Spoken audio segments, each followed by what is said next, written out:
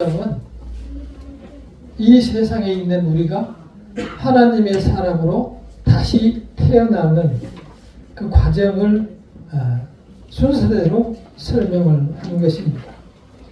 그래서 하나님께서 먼저 우리를 부르셨고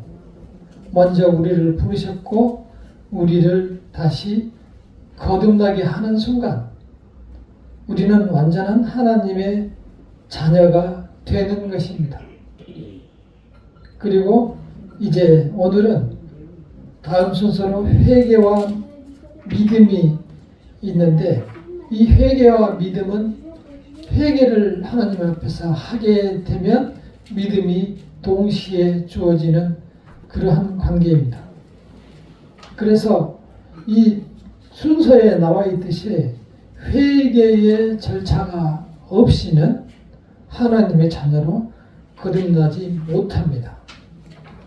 다른 순서는 순서가 약간 바뀔 수도 있지만 이 회개는 반드시 따라오는 절차입니다.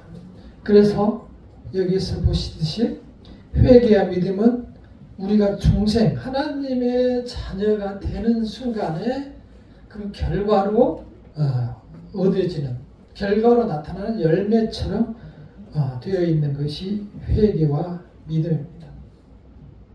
그래서 우리 기독교의 특성이 바로 여기에 있는 거예요. 하나님께서 부르시고 하나님께서 그 사람을 새 사람으로 부르셨다는 사실이 본인이 믿어질 때, 그때 나는 하나님 앞에서 죄인임을 회개하게 되는 것입니다. 그것을 결과로서 오는 믿음이다, 이렇게 얘기하는 것입니다. 이러한 모든 지금에 나와 있는 순서와 일들이 우리의 머리 안에서 이루어집니다. 우리의 머리 안에서만 이루어지기 때문에 이것을 다른 행위로서나 다른 어떠한 행사로 우리가 구원을 또는 영생과 중생을 얻을 수 없는 것입니다.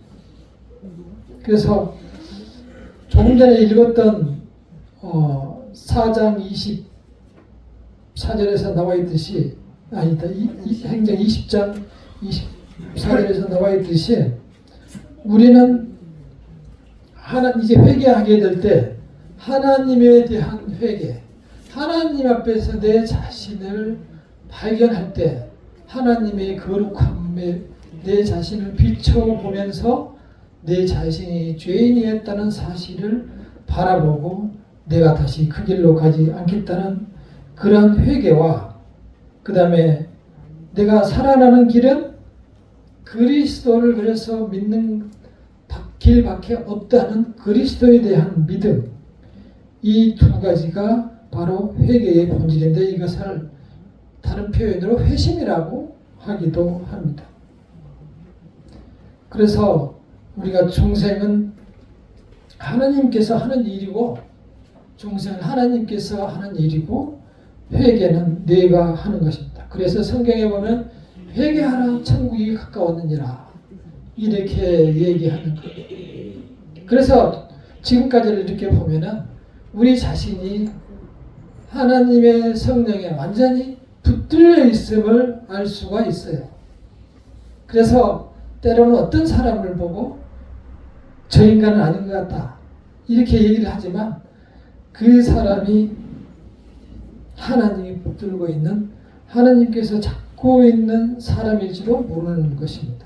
그래서 우리는 우리 스스로 판단할 위치에 있지 못하는 거예요. 자, 그래서 다시 회개에 대해서 한번 생각해 보도록 하겠습니다.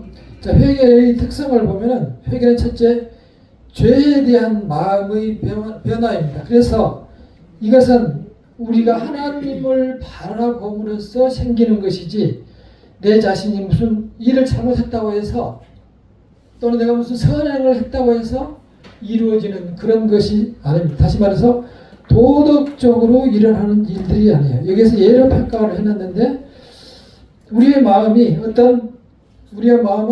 칼로 유리를 이렇게 긁으면은 찌익 소리가 나면서 아주 뭐랄까 자극적인 생각을 하게 되면서 피하고 싶고 그래서 얼른 자리를 이렇게 몸이 뜨게 되잖아요. 의지적으로 내가 그 자리를 피하게 되고 아이고 저기를 가고 싶지 않다 이러한 생각이 드는 겁니다.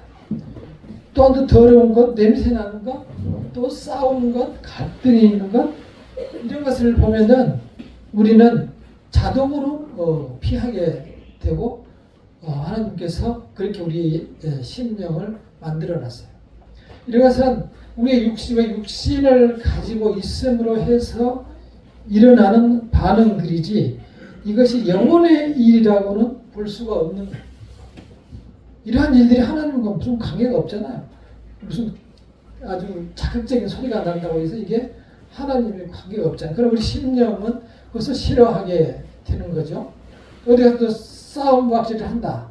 주먹 쥐고 싸움 박질을 한다. 그러면은 나쁜 놈 가서 한 대 줘받고 싶고 실제 편을 들기도 하는데 그런 것들은 우리가 선악을 보면서 도덕적으로 반응하는 것이지 우리의 영적인 것과 관계가 없는 거예요.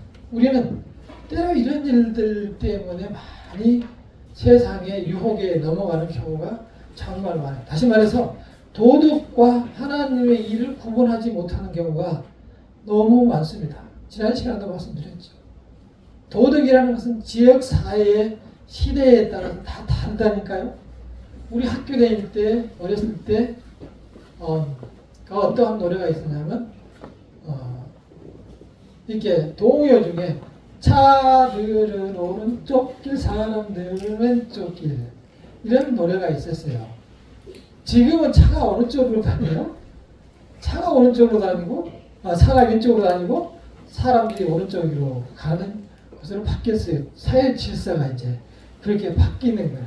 우리는 그때 당시에는 그렇게 안 하면 경찰서에 잡혀가고 돈을 물고 그랬었죠. 네. 근데 우리 사회에서도만 해도 그렇게 바뀌었어요. 그런 마치 그게 완전한 그때 당시에는 법이었잖아요. 법. 그래서 우리가 돈 물고 있잖아요. 근데 지금 바뀌어서 오히려 왼쪽으로 가서 걸리면 돈을 물어야 되는 그런 사태로 바뀌었어요. 법과 도덕 질서는 그 상황에 따라서 다르다니까요. 중국이나 캄보디아나 이런 나라는 땅을 우리 개인이 가질 수가 없어요. 살 수가 없어. 장기간 임대는 가능. 50년, 100년씩 그 땅을 자기가 그냥 국가에서 얻어서 쓰는 거예요. 그런 식으로 우리는 이거를 내가 사가지고 대대로 물려받잖아요. 자식들이 대대로 가져가고 이렇게 법과 질서, 도덕은 사회마다 다 틀려요. 그게 우리나라에서 지금 이렇게 무슨 여당과 야당이 싸우고 이러한 행태가 벌어지고 있는데 이런 경우는 우리 사회에서 일어나고 있는 일이지 모든 사회가 그렇지가 않아요. 덴마크 같은 나라도 우리보다 훨씬 선진국인데 그런 데는 싸우지도 않고 국회의원 이런 거 서로 안 하려고 그러고 이번에는 최기탁 집사님이 좀 하시죠. 그리고 다음에는 또 누가 좀 하시죠. 이렇게 하고 서로 안 하려고. 그리고 그 사람들이 정책 당국자들이 와가지고 국민들한테 어떻게 정책을 했으면 좋겠냐 물어보고 이렇게 하는 데도 있어요. 우리나라는 권력의 자리에 가면 돈을 갖다 바치기 때문에 그 자리에 가려고 돈이 많으면 사람들이 다 복종하기 때문에 돈을 많이 가지려고 하는 그러한 사회인 것이죠. 캄보디아에 가면 공무원 월급이 20만 원뿐이 안 된다니까요. 필리핀도 한 달에 10만 원이면 살아가요. 그렇지? 몰라? 이런 사회가 그렇다고 그 사람들이 우리보다 머리가 아주 나쁘거나 아주 일을 안 하고 가난하거나 그래서 그렇게 사는 게 아니에요. 사회 자체가 그렇게 생겼어요. 그러면은 그 사람들이 더 나쁘고 악한 사람들이 그렇지 않아요. 그럼 우리처럼 돈 많은 사람들이 다 훌륭하고 선하고 좋은 사람들 그렇지 않아요. 돈 많고 돈 많고 나쁜 사람들이 더 많아요. 더 많아. 지난번에 필립 어디죠? 동남아 여행을 그때 갔었는데 가니까 코끼리를 이렇게 타고 도는 그런 게 있더라고요. 근데 이 코끼리가 강을 건너서 또 산을 이렇게 한 바퀴를 돌아서 사람을 2명을 태우고 이렇게 돌더라고요. 제가 보기에는 너무 불쌍하더라고요. 그 코끼리 하나에 큰 사람이 둘이나 타가지고 그것도 그 강에 또 물이 흐르잖아요. 물을 이렇게 흐르고 또 산으로 또 올라가서 이렇게 한 바퀴를 돌고 내려오고 그러더라고요. 그래서 너무 불쌍해서 저는 안 탔어요. 그러니까 거기는 그냥 그렇게 하면 되기 때문에 돈을 벌어야 되기 때문에 그냥 그렇게 하는 거예요. 또 저는 하기 싫으면 안 하는 거예요. 거기에서 선과 악을 구분할 수가 없어요. 우리는 오직 이러한 선과 악의 구분, 옳고 그름의 판단을 하나님의 의존에서 해야 되는 거예요. 그럼 모든 내용이 우리가 가지고 있는 이 성경책에 다 들어가 있습니다. 그래서 우리는 그 성경이 무엇을 말하는가를 배우고 있는 것이고 지금 여기에 나와 있는 이 모든 구원의 서정 순서가 이 성경에 근거해서 뽑아낸 것들입니다. 문제는 이걸 서로 잘못 해석하고 달리 해석한다는데 문제가 있습니다. 자, 그래서 이 회개는 이러한 외부적인 요인이 아니고 진정한 내 마음으로부터 하나님과 나하고 관계 속에서 나를 발견해서 하나님에게 비춰보니까 내 자신이 너무 죄인 되어 있는 모습을 발견하는 것. 이게 진정한 회개하는 사람의 모습입니다. 그러한 마음을 성령께서 우리에게 주는 거예요. 그렇지 않은 사람은 전혀 아까 말씀드린 대로 반응하지 않습니다. 사람이 사람을 죽이고도 전혀 반응하지도 않고 다른 사람의 돈을 내가 싹 쓸어 모아도 전혀 잘못된 것이 없다라고 생각하고 이 법적으로 잘못이 없는데 왜 이래? 꼭 가서 법으로 해 이런단 말이야 사람들이. 그래 이제 못 배우고 못 가지고 약한 사람들은 그냥 넘어가는 거죠. 그래서 지적인 공부가 필요합니다. 어쨌든 그러한 물들은 도덕과 하나님께서 하시는 일을 우리가 구분할 수 있어야 되는 거고요. 두 번째로 자신의 죄에 대한 마음의 변화. 그래서 내가 지은 죄를 하나하나 생각하며 내 자신의 성품을 보게 되는. 전에 말씀드린 대로 우리가 하나님 앞에 서게 되면 나의 죄가 하나하나 다 생각이 나요. 이것도 생각이 나고 저것도 생각이 나고 견딜 수 없이 많은 죄들이 생각이 납니다. 생각이 안 나면 이미 죄 마음이 돌이 되어 있는 거죠. 하나하나 죄가 생각이 나. 그래서 견딜 수가 없어요. 회개하지 않으면 견딜 수 없는 그런 마음을 주는 겁니다.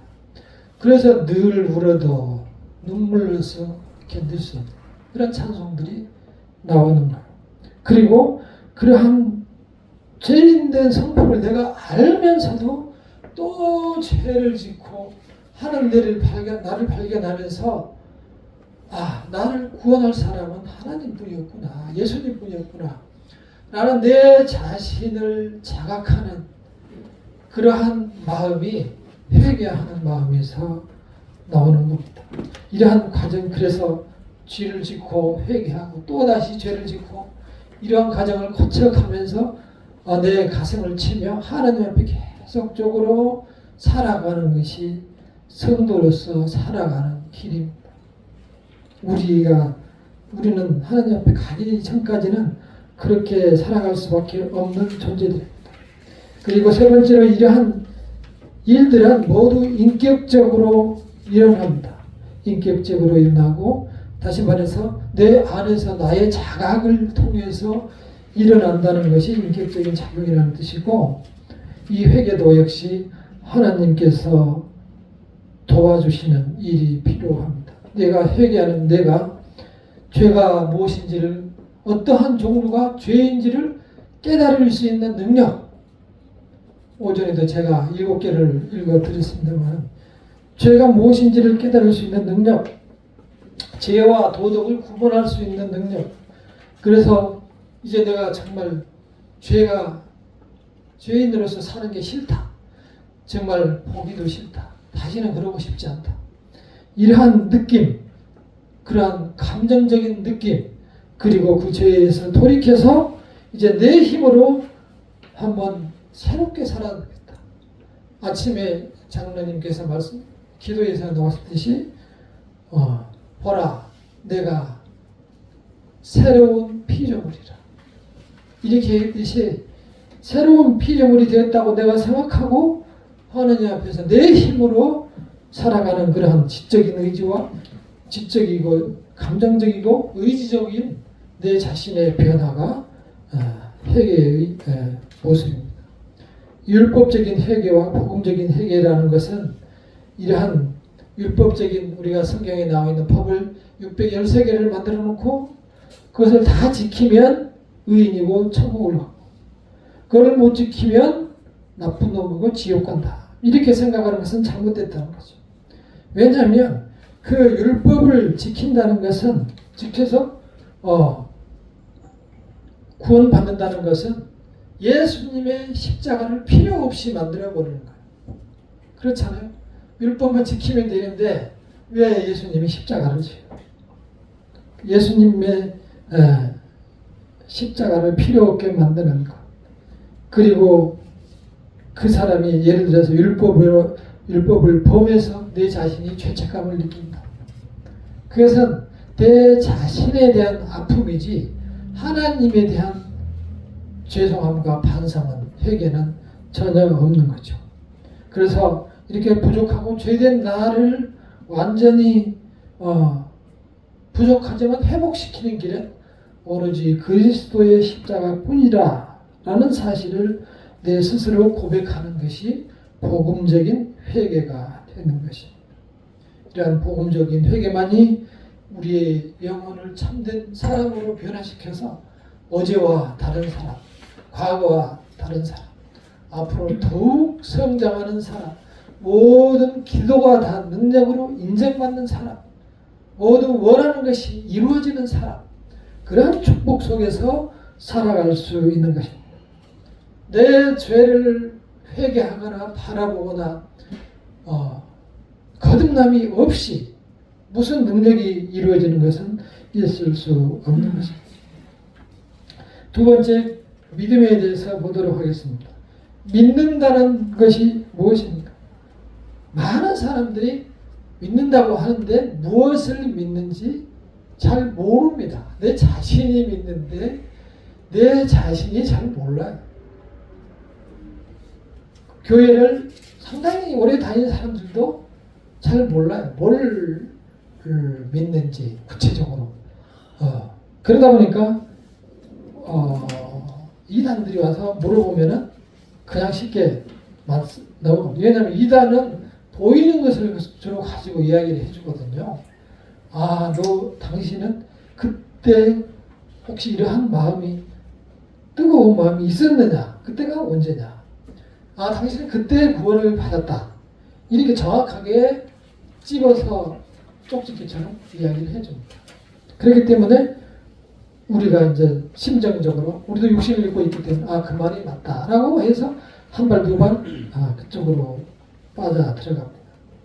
근데 우리가 믿는다는 것은 우리는 전적으로 이루어 놓으신 그 구원을 다의 것으로 받아들이는 거예요. 지적인 이해와 다른 거예요. 예수께서 많은 사람을 위해서 돌아가셨다. 이 사실을 이해하는 것과는 다른 거예요. 그 예수의 십자가가 나의 죄를 씻어내기 위해서 아무 죄도 없는 분이 오셔서 그 육신을 찢어가며 고통을 참으며 다 이루었다라고 하고 돌아가셨고 자기가 말씀하신 대로 3일 만에 다시 딱 그 말씀대로 살아났다. 그리고 하늘 올라가서 우리를 기다리니 우리는 다시 그분 앞에 다 서실 것이다. 라고 하면서 그곳을 바라보고 살아가는 그 믿음이 진실한 믿음이 되는 것입니다. 그 믿음을 다 소유하시기를 바랍니다. 그래서 이 믿음이 어떤 것들이 있느냐라는 이제 이야기들이 여기에 써 있는데, 세 번째 보면 예수님께서 요한복음 3장 14절 15절에서 함께 읽어볼까요? 요한복음 3장 14, 15절 여기 제가 적어놓은 것만 읽어보겠습니다. 둘째 페이지에 시작. 모세가 광야에서 뱀을 든 것 같이 인자도 들려야 하리니 이는 저를 믿는 자마다 영생을 얻게 하려 하시느니라. 이스라엘 백성들이 정말 홍해를 건너는 그러한 기적을 맛보고 돌을 바위를 쳐서 물이 나오는 그러한 기적을 맛보고 그러면서도 이렇게 지금까지 그리고 매일 하늘에서 만나와 메추라기가 떨어져서 그걸 먹고 살아가는데도 하나님을 안 믿는 거예요. 아이고 다시 돌아가고 싶고 고기도 먹고 싶고 미치겠다. 그러면서 모세를 다시 때리면서 도전을 하니까 그때 하나님께서 그 불평하는 이스라엘 백성들을 뱀을 보내가지고 이렇게 물려서 수많은 사람들이 죽었어요. 그래서 이제 하나님 앞에 모세가 다시 기도를 했더니 불뱀을 만들어서 올려놓고 그거를 쳐다보라. 그러면 다 살 것이다. 근데 뱀에 물린 사람이 그걸 바라볼 때 그 심정이 어떻겠어요? 얼른 봐서 살려주세요. 그럴 거 아니에요. 에? 그냥 보는 둥 마는 둥 하겠어요? 뱀 물려서 죽어가는데? 그러니까 간절한 마음으로 십자가를 바라보는 그 믿음, 저 십자가만이 나를 살릴 수 있다는 그 믿음을 가져야만 우리가 살 수 있는 것입니다. 그래서 세계보건기구라는 WHO를 이렇게 보면은 그 로고에 보면은 뱀이 이렇게 장대 위에 올려져 있는 것을 그 로고로 가지고 있어요. WHO 세계보건기구 있잖아요. 거기에서 따가지고 불뱀을 WHO는 로고로 가지고 있는데 여기에서 유래가 된 겁니다. 그를 바라보는 자는 살게 된다. 너무너무 쉬운 방법인데 사람들이 안 해요. 왜냐하면 그 마음이 이미 하나님으로부터 떠나가 있기 때문에 그러는 거예요.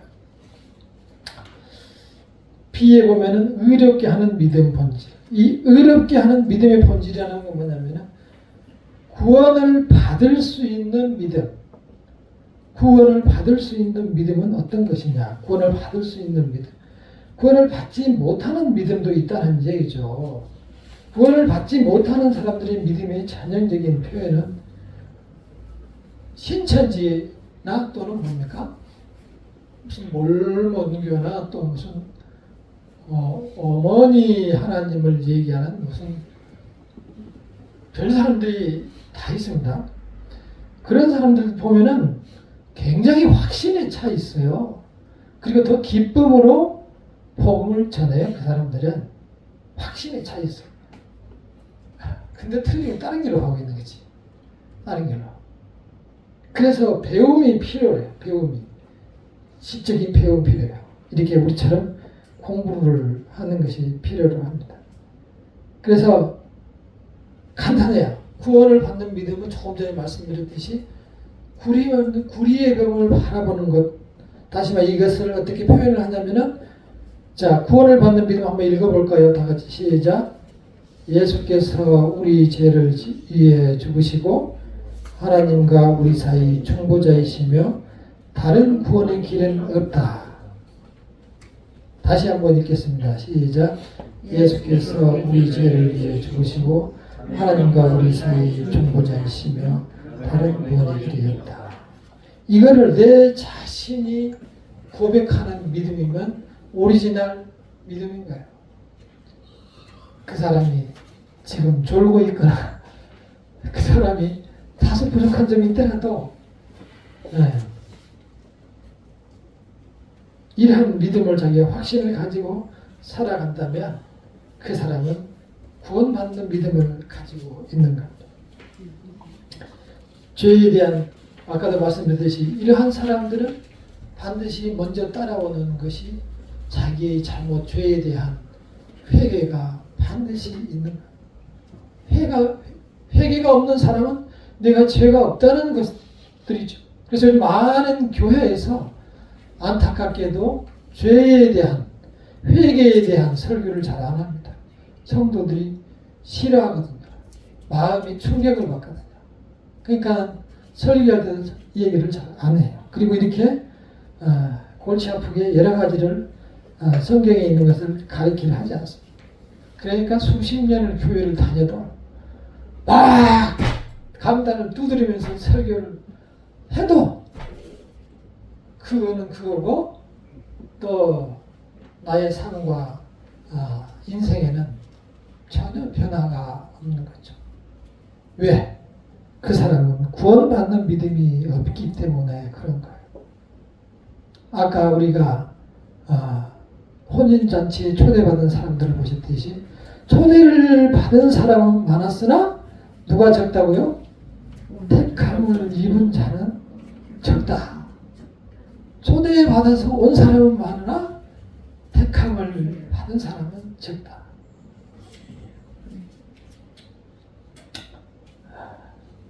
아무도 알 수는 없습니다.